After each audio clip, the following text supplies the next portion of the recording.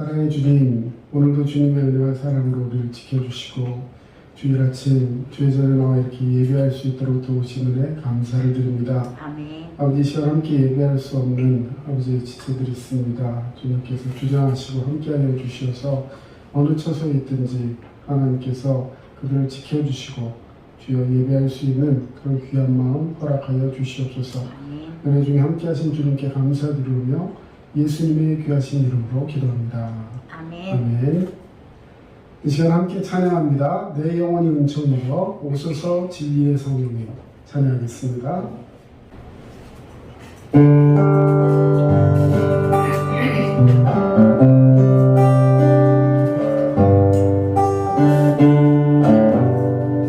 내 영혼이 은총이여 주 안에 얻고 이 슬픔 안에 이 세상도 천국으로 왔다.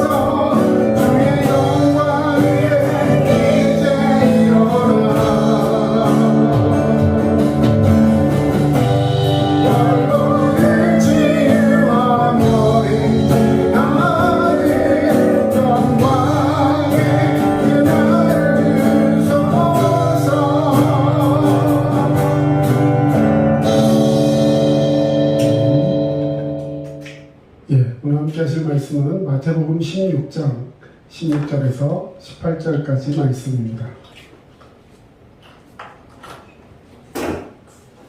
마태복음 16장 16절에서 18절까지 말씀 이 시간 우리 함께 읽겠습니다. 시몬 베드로가 대답하여 이르되 주는 그리스도시요 살아계신 하나님의 아들이시니이다. 예수께서 대답하여 이르시되 바요나 시몬아 네가 복이 있도다. 이를 내게 알게 하는 혈육이 아니요 하늘에 계신 내 아버지시니라.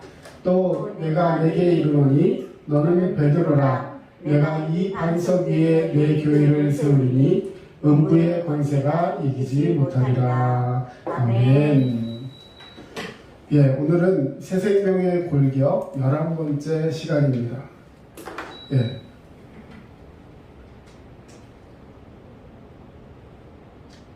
바꿨는데 저렇게 나오냐? 예. 다시. 예, 오늘은 새 생명의 골격 11번째 시간. 예.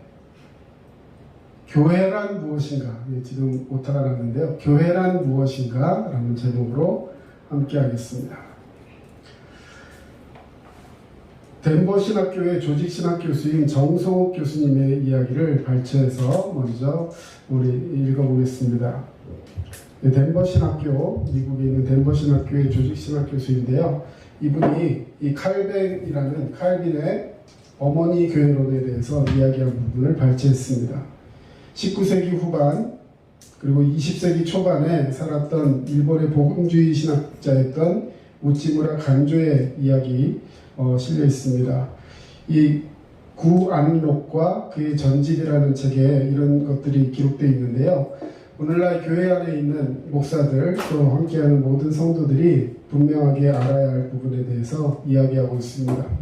자, 교회론에 대해서 이야기하는데 뭐라고 얘기하냐면 조직적인 가시적 교회조차도 우리 신앙의 근거가 될 수 없고 침례와 성찬 같은 교회의 의식도 우리 신앙의 근거가 될 수 없고 오직 성경만이 우리 신앙의 근거이다라는 주장입니다. 무슨 얘기가 나오는 거냐면 교회의 가장 근간이 되는 것은 어떤 신학도 아니고 성례전도 아니고 그리고 가장 중요한 것은 우리의 믿음의 신앙의 근거를 둔 것이 교회의 바탕이다 이야기하는 것입니다. 자, 그런 점에서 이 칼빈의 어머니 교회론이라는 것을 다시 한번 소개하고 있습니다. 칼빈은 하나님을 아버지로 가지고 모든 성도는 교회를 그의 어머니로 모신다라고 주장합니다. 네. 잘못 들으면 꼭 무슨 어머니 교회 이런 이단처럼 들릴 수 있지만 그런 의미에서 얘기하는 것이 아니라 우리는 성부 하나님을 아버지로 모시고 있다면 그만큼 교회의 중요성을 우리가 끊을래야 끊을 수 없는 부분에 있는 것이 교회다. 그래서 교회를 어머니라고 표현하고 있는 것입니다. 우리의 어머니인 교회는 우리를 당신의 태에서 잉태하고 낳고 젖을 주며 기르고 돌보며 교육하고 훈련하며 안내하고 지도하며 훈육해서 우리를 그리스도의 장성한 분량에 이른 성숙한 자로 만드는 것입니다. 자, 거기 줄 한번 쳐주세요. 자, 교회가 하는 일, 우리를 말하자면 낳고 잉태하고 젖을 주며 기르고 돌보며 교육하며 훈련하며 안내하고 지도하며 훈육해서 우리를 어디로까지 성숙하게 만든다고요? 그리스도의 장성한 분량에 이르도록 성숙한 자로 만드는 것이 교회의 역할이라는 것이죠. 자, 그런 의미에서 이 교회는 굉장히 중요한데 이런 것은 교회를 떠나서는 구원도 신앙도 신앙의 성숙도 참된 영성과 경건의 훈련도 불가능하다는 것, 이것이 칼빈이 주장하는 이야기입니다. 저도 이런 점에서 굉장히 공감을 많이 하고 있는데요. 자, 오늘날 많은 특별히 한국교회 또 미국에 있는 교회 세상에 있는 교회들 가운데 이 조금 변질되어가는 교회의 모습을 발견하게 됩니다. 자, 이 교회를 마치 멋진 무대, 장식 아니면 좋은 프로그램 외부에 있는 것들을 자꾸 갖고 들어와서 교회 가서 뭔가 이게 누리고 저 교회 가면 굉장히 재밌는 것도 많고 사람들 커뮤니티도 잘 돼 있고 그래서 막 그런 것들을 누리러 가는 곳이 교회인 것처럼 이렇게 되어버리는 그런 현실이 있습니다. 자, 그래서 어떤 사람은 미국의 교회를 이렇게까지 얘기한 사람이 있습니다. 오늘날 미국에서는 교회를 쇼핑의 대상으로 생각하는 쇼핑 문화가 지배적인 흐름이 되어가고 있다. 예, 어느 교회는 이런 게 좋아, 어느 교회는 이런 게 좋아. 예, 여러분, 교회를 마치 뭔가 쇼핑하듯이 내가 거기 가서 뭔가 얻어서 돌아오는 것처럼 생각하면서 교회를 생각한다는 것이 굉장히 큰 문제가 될 수 있다는 것입니다. 왜냐하면 교회는 우리의 영적인 어머니이기 때문입니다. 그러기에 교회는 생명의 잉태, 생명의 재생산, 생명의 영적으로 먹이고 기르는 일, 영적인 훈련과 훈육을 통해 성숙하는 일, 그리고 성숙한 성도들을 세상에 보내어 삶의 현장에서 강한 그리스도인의 군사로 살게 하는 일, 이것이 교회의 본질이고 교회가 전념하고 해야 할 일이라는 것입니다. 자, 이 일을 가능하게 하는 것은 어떤 교회 정책이나 이런 것이 아니라 성령의 기름 부으심을 받을 때만 가능한 것입니다.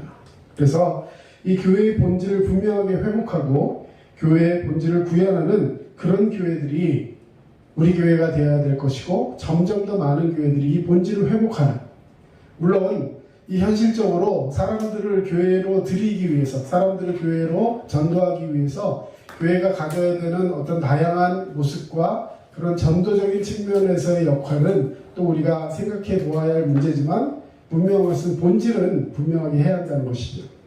자, 그런 의미에서 교회란 무엇인가 오늘 함께 이야기 나누고자 합니다. 여러분, 교회라 하면 특별히 두 가지를 이야기할 수 있습니다. 교회는 우주적인 교회와 지역교회로 생각해 볼 수 있습니다. 우리가 교회라고 말할 때 흔히 건물을 생각할 때가 많지만, 사실 교회는 믿는 사람들의 모임을 일컫는 말입니다. 예, 이제 우리가 성경 공부를 많이 하기 때문에 이 정도는 다 알고 있어요. 교회는 건물이 아니라 믿는 사람들의 모임이다. 어떤 건물이나 제도가 아니라 사람들의 모임이라는 것을 분명히 해야 할 것입니다. 고린도전서 1장 2절 말씀, 고린도에 있는 하나님의 교회 곧 그리스도 예수 안에서 거룩하여지고 성도라 부르심을 받은 자들과 또 각 처에서 우리의 주 곧 그들과 우리의 주 되신 예수 그리스도의 이름을 부르는 모든 자들에게. 제가 저 성경 구절에다가 가로를 쳐놨는데요. 자, 고린도에 있는 하나님의 교회. 자, 교회는 곧 뭐라고요? 쭉쭉쭉쭉 펴면 각 처에서 우리의 주, 곧 그들과 우리의 주 되신 예수 그리스도의 이름을 부르는 모든 자들, 이게 교회라는 거예요. 그래서 교회는 건물이나 제도가 아니라 예수 그리스도의 이름을 부르는, 다시 말해 예수 그리스도를 믿는 모든 사람들의 모임이 교회다라고 표현하고 있습니다. 자, 그런 의미에서 첫 번째 교회의 모습, 아까 뭐라 그랬죠? 교회는 두 가지 이름이 있는데, 하나는 우주적인 교회라는 것이 있고 지역교회라는 것이 있습니다. 그래서 우주적인 교회는 다시 말해 하나의 교회, 하나님이 우리에게 허락하신 그 원형, 교회의 본질, 누구도 범접할 수 없고 어느 것으로 오염되지 않고 하나님이 궁극적으로 우리에게 허락하신 그 본질적인 교회가 바로 이 우주적인 교회라고 표현합니다. 네, 이것을 공교롭게도 영어식 표현으로 보면 여기 유니버설 처치라고 되어 있는데, 예전에 보면 공교회라는 말이 있어요. 공교회. 우리 사도신경에 보면 거룩한 교회 할 때 그 교회가 공교회. 다시 말해 공적이고 우주적인 하나뿐인 교회라는 의미에서 그 공교회라는 말을 쓰는데, 이것이 영어 표현의 예전 번역에 보면 카톨릭이라는 말로 표현이 되어 있어요. 그러다 보니까 마치 카톨릭, 이 천주교, 이것이 우주적인 교회인 것처럼 들릴 수 있지만 그런 의미는 아닙니다. 예수 그리스도께서 몸 되시고 우리가 하나 되는 유일한 교회, 그것이 천국에서 함께 하나님을 예배할 교회, 지금 이 땅에 있는 교회를 의미하는 것이 아니라 천국에 있는 원형적인 교회를 말하는 거예요. 그리고 지금 우리가 살고 있는 이 세상에 있는, 말하자면 어느 지역에, 우리 같은 경우에는 경기도 남양주시에 있는 다산 신도시에 위치한 이 교회, 그 지역에 있는 교회, 이 교회 각각의 교회를 지역교회다라고 표현하는 겁니다. 그래서 우주적인 교회와 지역교회, 이렇게 표현할 수 있습니다. 자, 그러면 신학시대의 교회는 어떻게 유래되었는가 살펴보면 신약의 교회는 예수 그리스도께서 주신 복음을 믿는 믿음을 바탕으로 세워졌습니다. 이 신약시대의 교회는 구약시대의 하나님의 백성인 이스라엘의 모임에서 그 유래를 찾을 수 있습니다. 자, 하나님께서 그들을 모은 것, 예를 들어서 죄 많은 세상 가운데서 그들을 구별하기 위해서 방주, 노아의 방주를 주셨고, 또 이 이스라엘 백성들이 광야로 나와서 방황하고 있을 때 그 백성들을 인도해내기 위해서 성막을 주셨고, 또 그곳에서 이제 가나안 땅으로 들어가서 그들이 정착하게 되었을 때 그들에게 성전을 허락했습니다. 그런데 그 백성들이 또다시 패역하면서 하나님께서 그 성전을 무너뜨리고 그들을 바벨론 포로로 또 여러 가지 상황 속에서 그들에게 생긴 것이 회막이라는 것, 회당이라는 것이 있었습니다. 회당, 시나고그, 같이 모여서 함께 예배도 하고 눈물을 흘리고 기도도 하며 떡을 떼며 교제하는 것, 이 회당입니다. 자, 그리고 나서 다시 그들을 또 광야에 내몰기도 하고 또 교회를 만들기도 하고 여러 가지 모습에서 이 신약시대의 교회는, 자, 거기 줄쳐주세요. 예수 그리스도를 믿는 믿음을 바탕으로 하는 공동체. 자, 교회는 뭐라고요? 예수 그리스도를 믿는 믿음을 바탕으로 하는 공동체, 이게 교회인 것입니다. 마태복음 16장 16절에서 18절 말씀, 오늘 본문 말씀 다시 한번 읽어보겠습니다. 시몬 베드로가 대답하여 이르되 주는 그리스도시요 살아계신 하나님의 아들이십니다. 예수께서 대답하여 이르시되 바요나 시몬아 네가 복이 있도다. 이를 내게 알게 한 이는 혈육이 아니요 하늘에 계신 내 아버지시니라.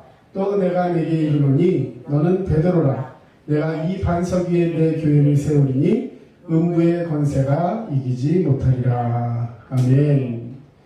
여러분, 이 말씀, 이 마태복음 16장 16절, 우리 너무나도 잘 알고 있는 말씀입니다. 예수님이 제자들에게 어느 날 질문을 하셨어요. 자, 사람들은 나를 누구라고 하느냐? 갑자기 예수님이 질문하셨어요. 그러자 몇몇 제자들이 얘기하는 거예요. 어떤 사람은 이사야 이런 선지자처럼 예수님을 선지자라고 말씀합니다. 침례요한 같이 선지자입니다. 선지자, 먼저 말씀을 깨닫고 말씀을 선포하는 사람, 이런 선지자의 개념으로 이야기합니다. 또 누구는 뭐라고 막 얘기합니다 하니까, 자, 그때 베드로가 한 유명한 고백이 되는 거죠. 아닙니다. 예수님은 그리스도시요 살아계신 하나님의 아들이십니다. 그 얘기를 듣고 예수님이 너무 기뻐하셨어요. 예수님이 대답하셔서 바요나 시몬아.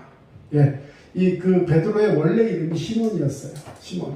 그런데 그 시몬에게 네가 참 복이 있다. 이것은 네가 네 머리로 안 것이 아니라 하늘에 계신 네 아버지 성령님께서 너에게 이것을 알게 하셨다.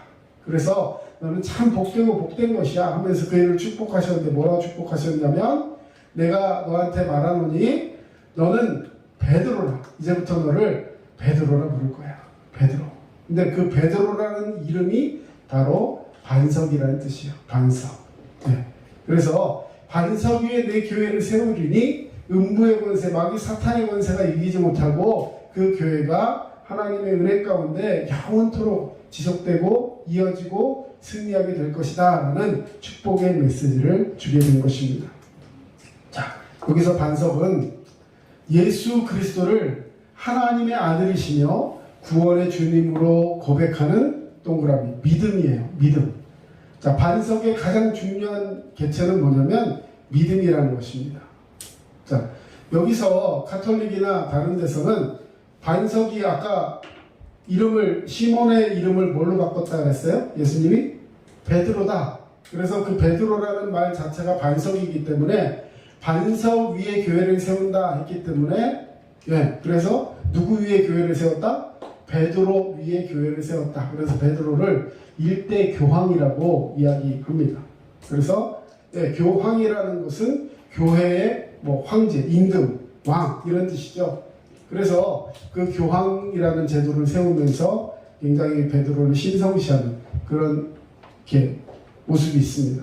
그런데 예수님께서, 자, 이걸 알면 그런 말을 할 수가 없어요. 예수님이 이 말을 딱 했었을 때 나중에 후에 베드로가 금방 이렇게 은혜로운 고백을 해놓고 예수님이 나는 이제 십자가에 달려 죽을 것이다 이런 얘기를 했을 때 베드로가 뭐라고 얘기합니까? 그럴 수 없습니다. 제가 막을 거예요. 막 하면서 베드로가 아주 호기 기세 있게 내가 막겠다라는 식으로 얘기를 합니다. 그때 예수님이 그를 꾸짖으면서 사탄아 물러가라 이런 말씀하셨어요. 결국 베드로라는 사람의 교회를 세우는 것이 아니라 예수 그리스도를 하나님의 아들이시며 구원의 주님으로 고백하는 그 믿음의 반석 위에 교회를 세운다는 것입니다. 이것이 신약교회의 기원이요 신학교회의 의미가 되는 것입니다. 그래서 이 우리의 교회, 다시 말해 교회의 주인은 내가 아니라 베드로도 아니고 누구라고요? 교회의 머리 되시는 예수 그리스도가 우리 교회의 주인 되시는 줄로 믿습니다. 그래서 교회의 주인은 우리 저번에 집사님이 교회의 주인은 목사님이다 뭐 이런 얘기 한번 하신 적이 있는데 교회의 주인은 담임 목사 절대 아닙니다. 어떤 장로님의 것도 아니고 그 노예의 것도 아니에요. 교회의 주인은 예수 그리스도신 줄로 믿습니다. 우리 그 예수님 그 은혜 가운데 예수님을 믿는 그 믿음 안에서 교회의 머리 되시는 예수 그리스도 안에서 우리는 믿음으로 승리하는 줄로 믿습니다. 금방 보셨던 골로새서 1장 18절에 보면 그는 몸인 교회의 머리시라 그가 근본이시오 죽은 자들 가운데서 먼저 나신 이시니 이는 친히 만물의 으뜸이 되려 하시며.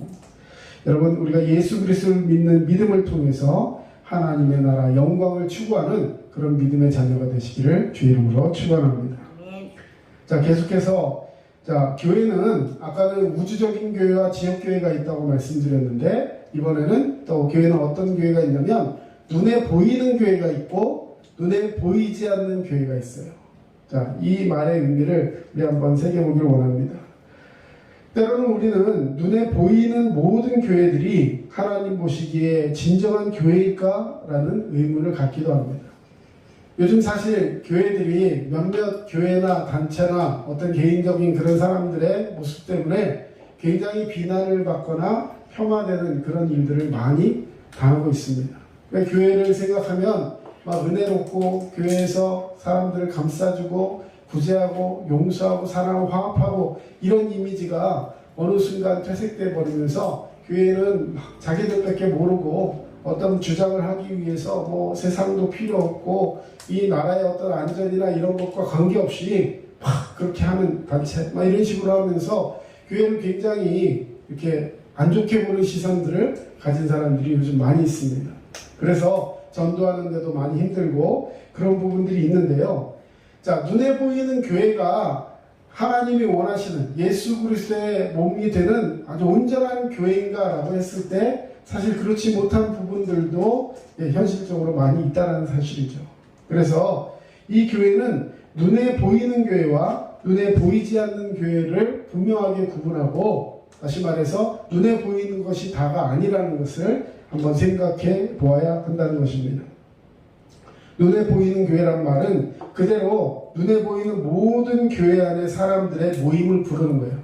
이 눈에 보이는 교회 하니까 이 겉에 있는 건물을 생각하시는데 그런 게 아니라 교회는 아까 뭐라 했어요? 건물이나 제도가 아니라 예수님을 믿는 사람들의 모임이다라고 말씀드렸습니다. 그런데 그 예수 그리스도를 믿는다고 모여있는 사람들 눈에 보이죠? 그게 눈에 보이는 교회라는 거예요. 자, 구분이 되시죠? 아까 말하는 건물이 아닙니다. 눈에 보이는 교회 안에 모여있는 예수 믿는 사람들, 이게 눈에 보이는 교회라는 거예요.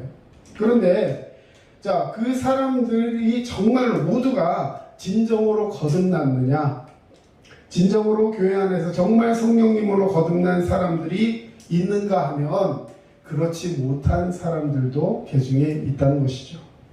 따라서 진정한 의미에서 교회란 정말로 영적으로 거듭난 사람들의 모임입니다. 이 진정한 교회는 사람들의 눈으로는 명확하게 구별할 수는 없지만 영적으로는 그 경계가 분명해지는 것이죠. 그래서 예수님 앞에 갔을 때는 분명하게 양과 염소가 분리되듯이 흑백으로 탁 나뉘듯이 그 앞에서는 정확하게 분리가 되겠지만 지금 우리의 눈으로는 보이는 사람들이 영적으로 거듭난 사람인지 온전한 그리스도인인지 그렇지 않은지를 구별할 수가 없다는 것이죠. 그래서 일반적으로 눈에 보이는 교회 안에는 진정한 교회에 속한 사람들과 그렇지 못한 사람들이 섞여 있습니다. 따라서 눈에 보이는 더 커다란 교회 안에 눈에 보이지 않는 더 작은 교회가 들어있다라고 말할 수 있는 것이죠. 알곡과 가라지처럼 많은 사람들이 모여있지만 그 중에 정말로 영적으로 거듭난 사람들이 그 안에 포함되어 있다. 그래서 우리는 눈에 보이지 않는 교회, 다시 말해 하나님 기뻐하시는 거룩한 참 알곡 참 제자로서 주님 앞에 거듭나는 자가 되어야 할 줄로 믿습니다. 이것을 예수님은 양과 염소에 비유해서 말씀하고 계세요. 마태복음 25장 31절에서 34절까지 말씀인데 제가 한번 읽어드리겠습니다. 인자가 자기 영광으로 모든 천사와 함께 올 때에 자기 영광의 보좌에 앉으리니 모든 민족을 그 앞에 모으고 각각 구분하기를 목자가 양과 염소를 구분하는 것과 같이 하여 양은 그 오른편에 염소는 왼편에 두리라. 그때 임금이 그 오른편에 있는 자들에게 이르시되 내 아버지께 복받을 자여 나와 창세로부터 너희를 위하여 예비된 나라를 상속받으라. 아멘. 여러분 양의 편에 있는 자가 되시기를 축원합니다. 아멘. 예, 하나님께서 인정해 주시는 자. 그래 마지막에 뭘 상속받는다고요?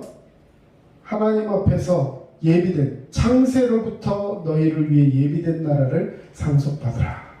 우리는 상속자인 줄로 믿습니다. 아멘. 예, 상속받은 거 많이 있으시죠?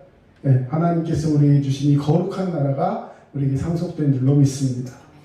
자, 또 알곡과 가라지 비유 마태복음 13장 24절에서 30절 말씀에 또한 표현되어 있는데요.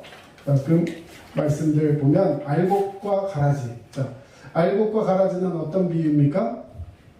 예, 밭에다가 씨를 뿌려서 이제 농사를 짓기 위해서 심어놨어요. 알곡을. 그랬는데 원수가 와서 밤에 그 위에다가 가라지 씨를 덧뿌린 겁니다. 그러니까 우리나라에 그 농사짓는 벼농사 할 때 벼를 심고 거기서 쭈삐쭈삐 올라오는 피를 생각하시면 안 돼요. 개념이 다른 거예요. 자, 피는 내가 심었어요, 안 심었어요? 피 심었어요? 알곡만 심었잖아요. 벽씨만 띄어서 모내기를 하잖아요. 근데 이 이스라엘의 당시 파종법은 이렇게 거기다 이렇게 모내기 하듯이 심는 것이 아니라 그냥 씨를 뿌리는 거예요. 그래서 우리가 뭐 알고 있는 비유 중에 길가에 뿌려진 씨앗도 있고 뭐 좋은 밭에 뿌려진 씨앗도 있고 예, 또 여러 가지 있잖아요. 뭐 안 좋은데 험한 지에 이게 돌밭에 뿌려진 것도 있고. 자, 생각해 보세요. 누가 씨를 일부러 길가에다가 뿌리겠습니까? 아니에요. 무슨 얘기냐면 확 뿌리다 보니까 어떤 씨는 길가로 떨어지고 어떤 씨는 돌짝밭으로 떨어지고 제대로 안착돼서 알곡, 말하는 좋은 밭에 떨어진 씨도 있는 것입니다. 자, 그렇게 씨를 뿌리고 났는데 그 다음에 그 밤에 아무도 쳐다보지 않고 지키지 않고 있을 때 영적으로 해이해지고 있을 때 원수가 찾아온다는 거죠. 원수가 이 사탄이 우리에게 경계를 무디게 하고 하나님 말씀 앞에 집중하지 못하고 우리가 말씀으로 정말 주님 앞에 붙들려 하는 그 시간 그렇게 있지 못할 때 영적으로 해이해졌을 때 알곡이 아닌 가라지의 씨앗을 일부러 그 위에다 뿌렸다는 거예요. 자, 거기서 자라납니다. 똑같이 자라나요. 이게 우리나라의 그 피, 다시 말해서 김매기 할 때, 예, 먼저 알곡보다 피가 웃자라기 때문에 그 피를 뽑기 위해서는 자라나는 과정에서 뽑아내야 됩니다. 그 우리나라 농부들은 그 웃자라는 그 말하는 잡초들을 다 일일이 뽑아내야 돼요. 그 시간이 아니면 그것을 뽑을 수가 없어요. 뽑아내지 않으면 어떻게 됩니까? 알곡이 양분을 받고 잘 자라나야 되는데 그 피가 더 크게 자라기 때문에 걔네들이 다 차지해가지고 덮어버리면 햇빛도 제대로 받지 못하고 결국은 그 벽씨가 자라나는데 방해를 받게 되는 거죠. 그래서 추수하는 것들이 굉장히 이렇게 생산량이 저하되게 되겠죠. 자, 그런데 이 가라지는요 그런 종류의 것이 아니에요. 똑같이 자라나요. 알곡과 똑같은 크기로 자라나고 이게 알곡의 줄기인지 가라지의 줄기인지 구별할 수가 없습니다. 결과적으로 똑같이 자라나기 때문에 이 나중에 그 종들이 보니까 원수가 와가지고 가라지에 그 씨를 뿌리고 갔습니다. 그래서 우리 농사에 굉장히 타격이 올 것 같습니다. 어떻게 할까요? 그것들을 뽑아내버릴까요? 막 했을 때 주인은 가만두어라 이야기합니다. 왜 가만두라고 했을까요? 어떤 게 어떤 건지 잘 구분할 수 없기 때문에 그것을 뽑다가 가라지를 뽑다가 알곡까지 다칠까봐 그냥 두라고 하시는 거예요.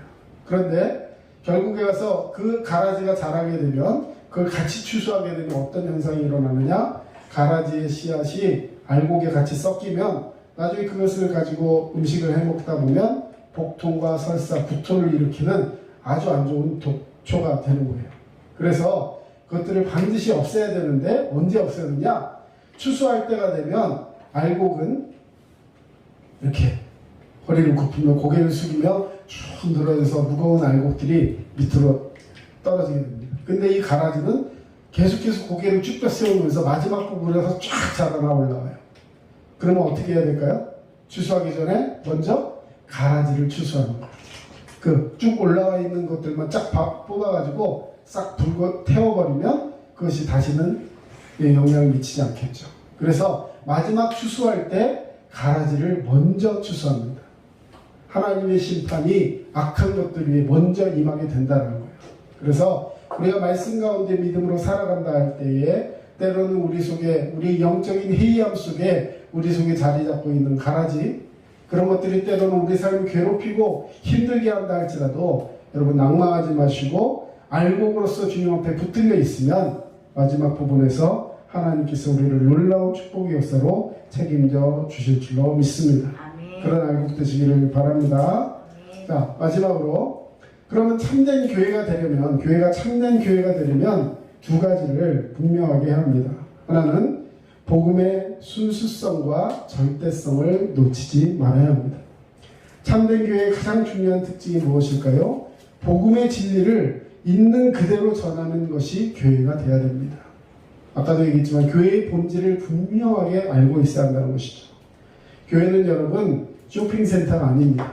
교회는 동호회나 친목단체가 아닙니다. 또한 교회는 성경을 자기 마음대로 해석하고 세상적인 관점으로 가르치는 것도 아닙니다. 교회는 복음을 세상에서 성공하기 위한 수단으로나 방편으로 사용하는 것이 아니라 예수 그리스도와 십자가를 중심으로 하는 진리의 공동체가 되어야 하는 것입니다. 우리 지난 시간에 이 복음이 교회 성화 구원에 미치는 영향 어떤 능력 이런 것들에 대해서 쭉 말씀을 드렸습니다. 예, 혹시 궁금하신 분들은 전편을 참조하시고요.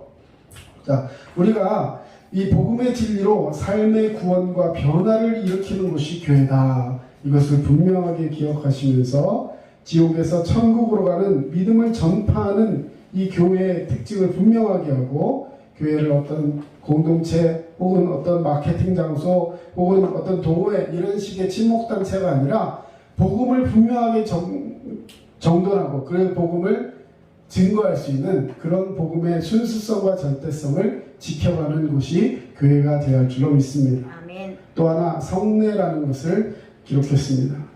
여러분 우리 침례교회에서 유일하게 가지고 있는 두 가지 예식이 있습니다.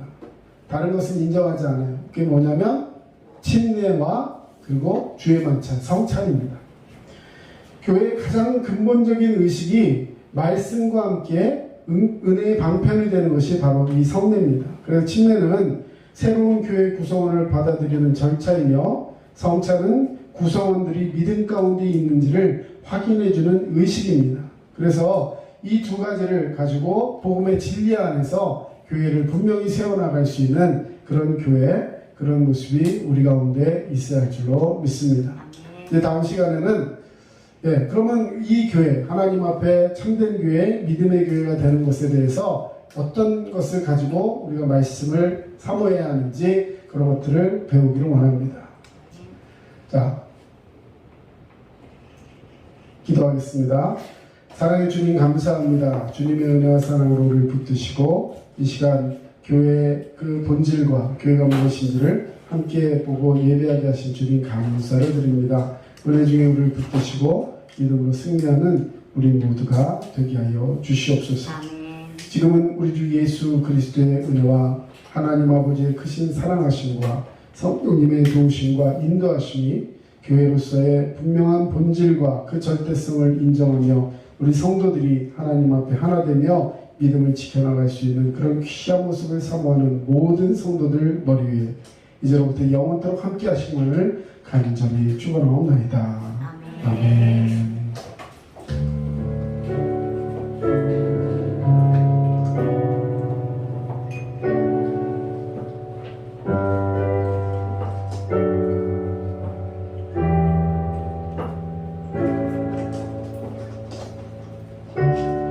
지금까지 남양주 다산신도시 두드림 침례교회 전철호 목사였습니다. 여러분 믿음으로 승리하시고 늘 강건하시길 바랍니다.